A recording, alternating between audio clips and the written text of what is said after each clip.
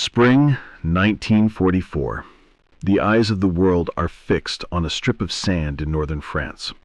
Across the English Channel, Adolf Hitler has spent 4 years turning the coast of Europe into a tomb. He calls it the Atlantic Wall. It is the greatest fortification in human history. From the fjords of Norway to the borders of Spain, the coastline is a bristling nightmare of concrete, steel, and high explosives. There are 6 million mines buried in the sand. There are thousands of machine gun nests.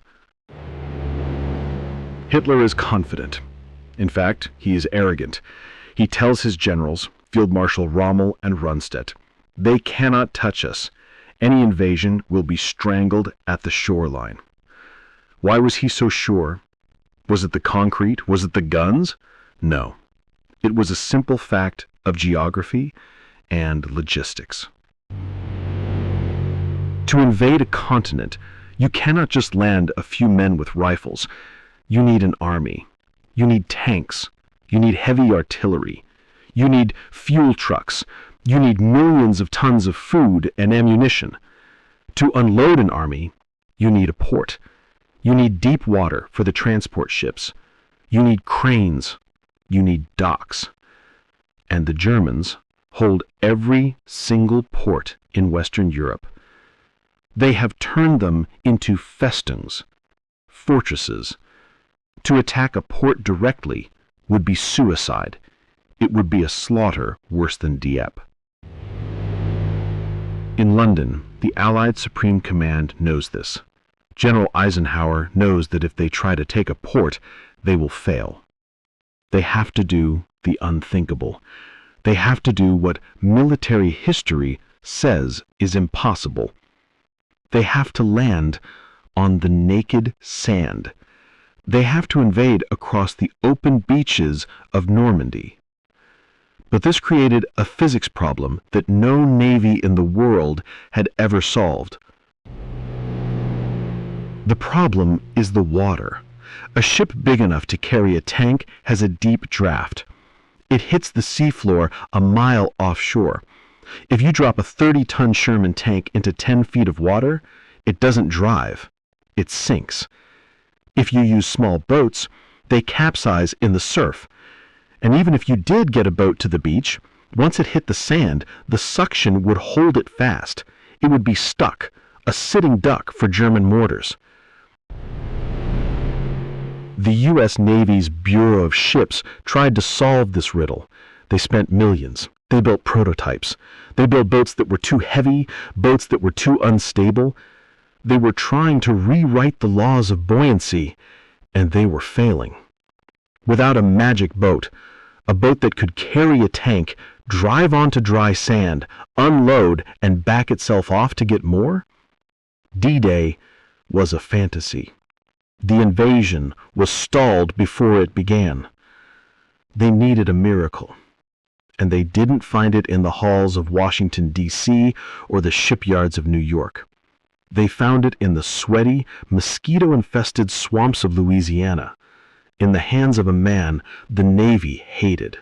His name was Andrew Jackson Higgins.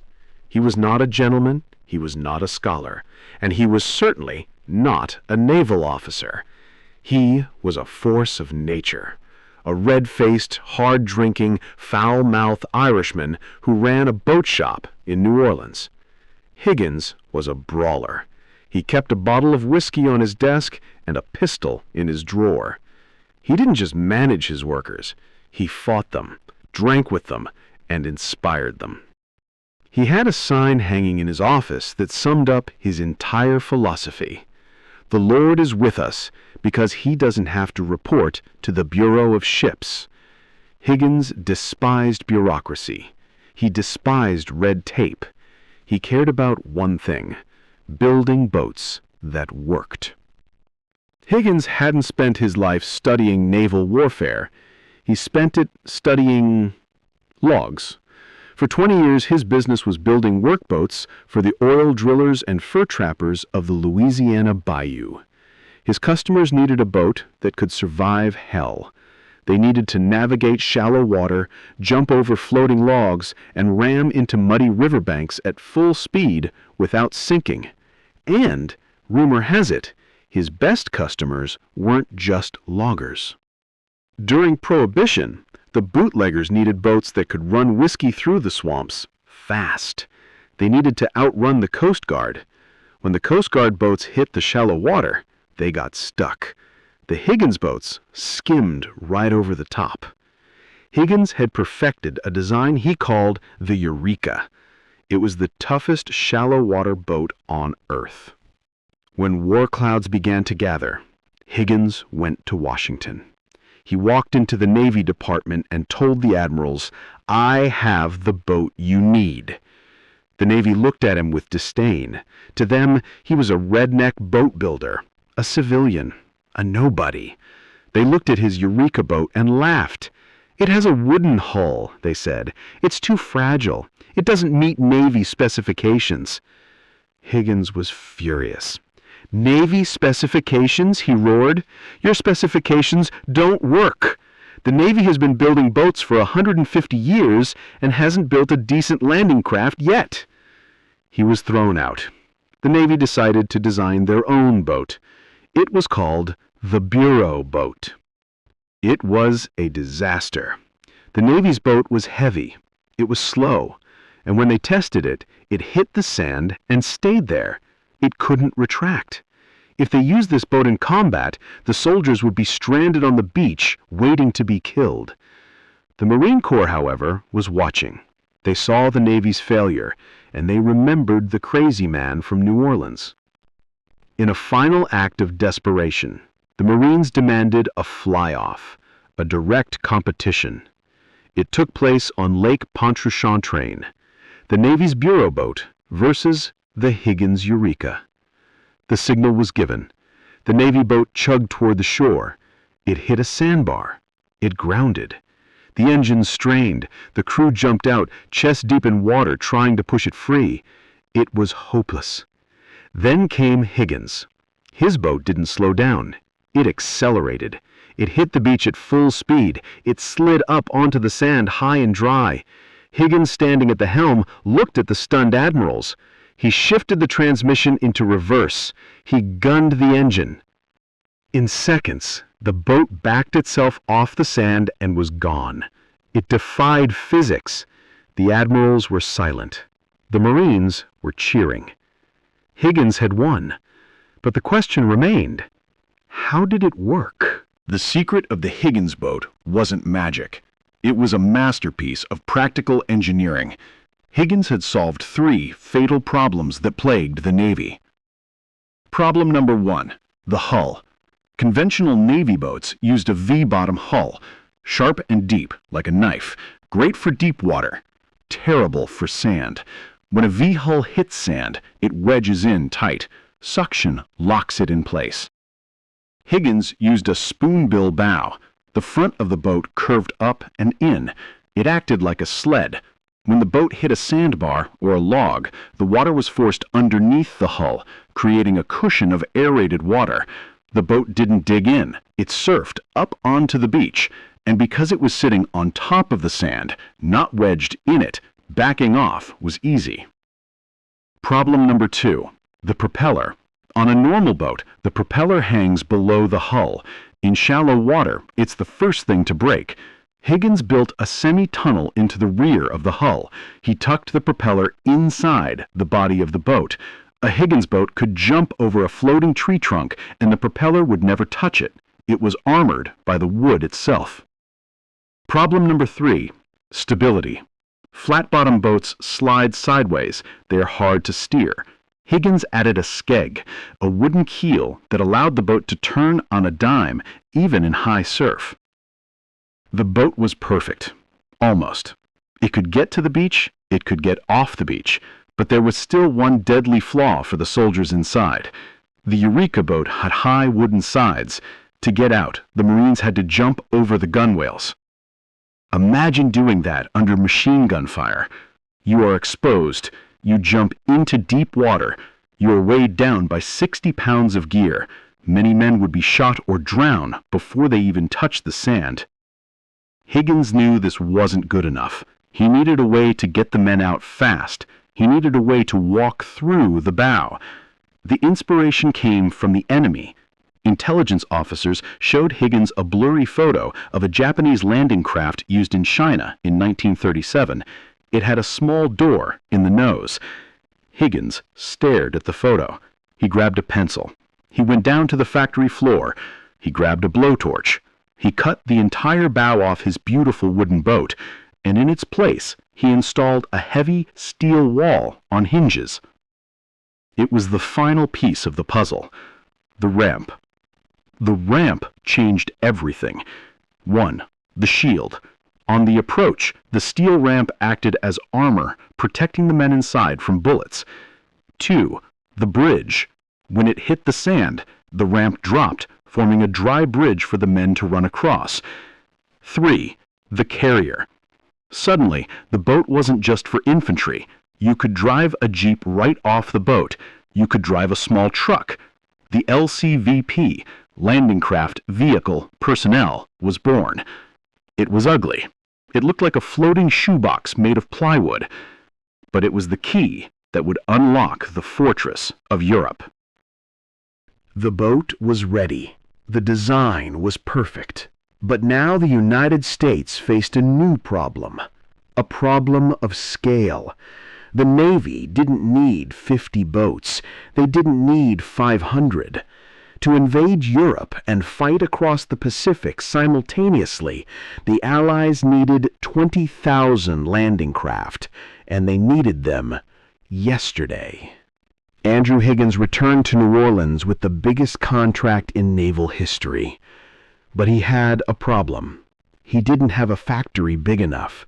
In fact, no one did. So Higgins did something unprecedented. He didn't just build a factory. He took over the city. He turned the streets of New Orleans into an assembly line. He bought up warehouses. He paved over canals. At the peak of production, Higgins Industries controlled 7 massive plants. Boats were being built inside, outside, and even under tents. They weren't building them like ships, laying a keel and waiting months. They were building them like cars. Higgins invented a moving production line for ships. Station 1, the keel. Station 2, the ribs. Station 3, the plywood skin. Station 4, the engine. Every 7 minutes, a brand new combat-ready LCVP rolled off the line. The speed was terrifying. German intelligence reported back to Berlin. They told Hitler about this crazy Irishman in Louisiana who was turning out a navy every week. Hitler, who usually dismissed American manufacturing, actually knew Higgins' name. He called him the new Noah. He feared that Higgins would build a bridge of boats across the Atlantic. And he was right. But Higgins had a secret weapon that Hitler, with his ideology of racial purity, could never understand. In 1942, the Deep South was still in the grip of Jim Crow laws. Segregation was the law of the land. Factories were for white men. But all the white men were going to war. Higgins needed 30,000 workers, so he broke the law. Or at least, he broke the rules. He hired everyone. He hired the first integrated workforce in New Orleans history. He put black men and white men on the same crew. He paid them equal wages. This was unheard of. It was revolutionary. And it made him enemies. The local politicians were furious. They threatened him. Higgins looked them in the eye and said, "I don't give a damn if a man is black, white, or purple. I don't care if he's rich or poor. I care about one thing. Can he build a boat?" He hired women, thousands of them. The lady welders, he called them. He said they were better than the men because they had steadier hands and didn't show up hungover on Mondays. This motley crew, this army of the swamp, built the fleet that saved the world. But building the boats was only half the battle. Someone had to drive them. The LCVP was not an easy boat to handle. It was flat-bottomed. In rough water, it bounced like a cork. It slammed into waves, shaking the teeth of everyone on board. The Navy needed 30,000 coxswains, drivers. Higgins set up a training school on Lake Pontchartrain. He didn't want them to be gentle. He wanted them to be aggressive. He taught them the Higgins landing. You don't slow down. You hit the beach at full throttle. You drive the boat up onto the sand until the friction stops you. Then you drop the ramp. These weren't seasoned sailors. They were kids, 18, 19 years old, Coast Guard reserves, former truck drivers. They had to learn to navigate a plywood box through enemy fire, land at a precise spot, unload 30 men in seconds, and then, crucially, retract. If you couldn't retract, you were dead. A stationary boat on a beach was a target for every mortar in France. The Higgins boat had a skeg, a keel that protected the prop, but backing off required skill. You had to time the waves. You had to feel the water. Higgins personally trained the instructors. He drilled into them.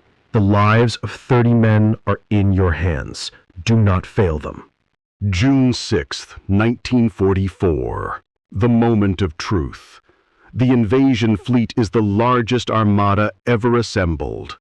Battleships, destroyers, transports. But 10 miles from the coast of Normandy, the big ships stop. They lower the secret weapon. Thousands of LCVPs hit the water. They circle, forming waves. Inside each boat, 30 men. They are cold. They are wet. They are seasick. The flat bottom of the Higgins boat makes every wave feel like a car crash. The smell of diesel fumes and vomit is overpowering. But the boat is doing its job. From the German bunkers, the defenders see them coming. Not big ships, but a swarm, a plague of locusts, thousands of tiny wooden targets. As they get closer, the machine guns open up. Ping, ping, ping. The bullets strike the steel ramp. The ramp, Higgins' genius modification, is the only thing keeping the men alive. It acts as a shield. The coxswains grip the wheels. They remember their training. Don't slow down. They ram the boats onto the sand. The boat shutters to a halt. Ramp down. The ramp falls, and the army of liberation pours out. They don't have to swim from a mile out. They don't have to climb over gunwales. They run. Some boats are hit. Wood splinters. Men die. But for every boat that is destroyed, 10 more take its place. They drop off tanks. They drop off jeeps. They drop off medics. They reverse. They return to the ships. They load up. They come back. It is a conveyor belt of steel and flesh. The Atlantic Wall, the unbreachable fortress, is breached. Not by a superweapon, but by a wooden boat. And it wasn't just D-Day. In the Pacific, the Higgins boat was even more critical. There were no ports in the Pacific Islands, just coral reefs and sand.